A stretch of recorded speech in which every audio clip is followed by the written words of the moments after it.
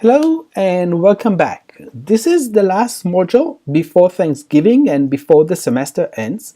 And in this module, instead of me going to a new area of analytics, I want to summarize because I want to give you more time with regard to the project. And if you have any questions about analytics and creating new models, please come see me and I'll give you a more concise way. But this semester was a crazy semester. We had a break in the middle because of the hurricane, and so everything changes and things can change as you can learn. And so in this module I'm going to summarize what we have covered, and I'm going to look at the statistical aspect of it and not with regard to R, because I think if you will look at that and then think about R, it will give you better understanding. So let's start from the beginning.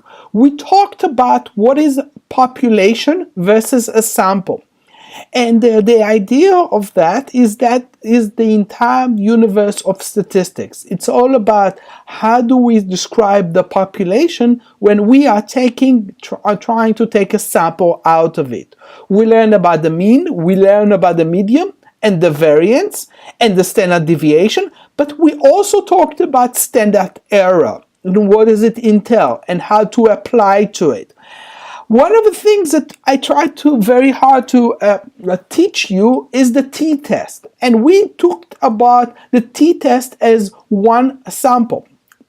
And it is the idea that we need to state a null hypothesis and alternative hypothesis in order for us to apply the t-test, in order for us to find what is the idea, what is it giving us, and what is the value of p-value with regard to accept or reject the null hypothesis. And this is I outlined for you an example. Again, this is something that I hope that you understand. I hope it makes sense now more than ever.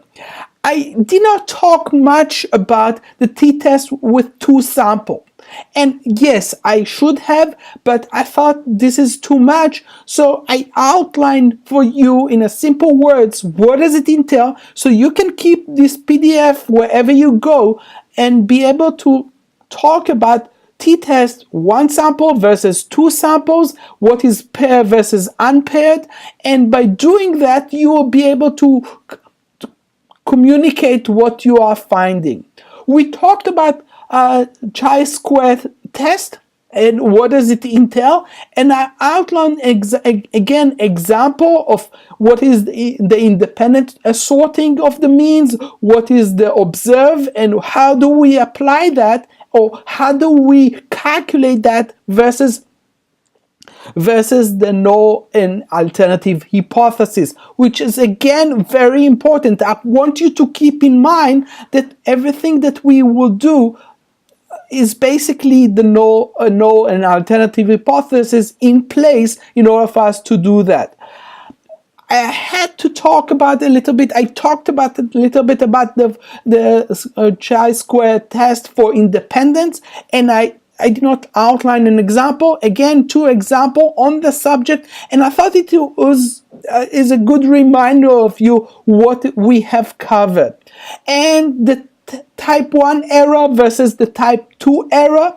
And we also talked about probability. What is joint probability? What is a union of events? And what is a conditional probability? And I gave you an example just to make sure that everyone with us and understand that. We also talked about in the beginning, in module number 5, we talked about binomial distribution. And what does it entail? So I outline an example, just give you a summary of what we have covered and how to cover that. I gave you the distribution critical table and what does it entail, just for you to have a handout so you will be able to go with what we have covered and what we have achieved in order for us to do that. One of the things that I like about this class is the ability to pair that into the R. And again, R has a lot of functions and ability to apply all those statistical modules in order for them to calculate, and calculate it quite nicely with R. I hope that this short summary with the handout will give you a strong foundation of what we are aiming to do. I'm sure that the next class with regard to data modeling and the idea of visualization, analytic visualization class will give you the next level with regard to how to apply and how to develop. I hope you enjoyed the class. I hope you learn a lot about R and the power of R, but also about statistics. And one of the things that I would like to emphasize again and again, you know, and I know that you know, that how to phrase a null hypothesis, an alternative hypothesis, and take it into the next step to test it to see if the null hypothesis is correct, to make sure that there is no error done with that, and by ability to do that.